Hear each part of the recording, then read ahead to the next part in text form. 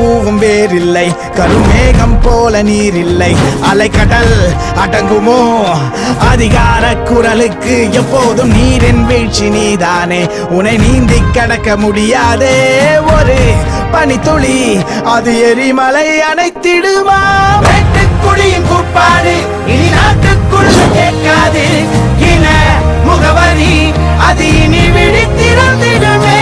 வெட்டுக்குடியின் கூப்பாடு